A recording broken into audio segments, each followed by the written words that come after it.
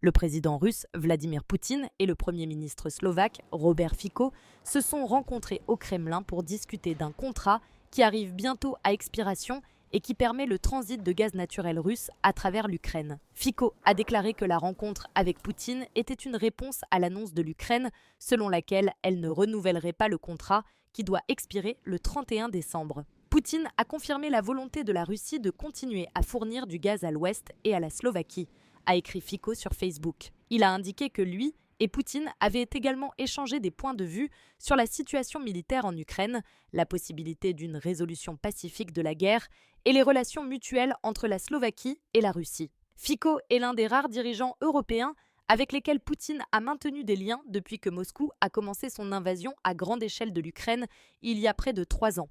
Fico est arrivé en Russie pour une visite de travail et a rencontré Poutine en tête-à-tête, comme l'a cité le porte-parole du Kremlin, Dmitri Peskov, plus tôt. Selon des rapports des médias russes, Peskov a déclaré que la réunion se concentrerait sur la situation internationale et toucherait probablement également aux approvisionnements en gaz naturel russe. La Slovaquie et la Hongrie, qui dépendent grandement du gaz russe, ont exprimé des inquiétudes quant à la possibilité de perdre des approvisionnements après que l'Ukraine a annoncé qu'elle ne renouvellerait pas le contrat. Fico, dont les opinions sur la guerre de la Russie contre l'Ukraine diffèrent de celles de la plupart des dirigeants européens, est revenu au pouvoir l'année dernière après que son parti de gauche, Smer Direction, a remporté les élections parlementaires sur une plateforme pro-russe et anti-américaine. Depuis lors, il a mis fin à l'aide militaire de son pays à l'Ukraine, a critiqué les sanctions de l'UE contre la Russie et a promis de bloquer l'adhésion de l'Ukraine à l'OTAN. La visite du leader d'un pays membre de l'OTAN et de l'UE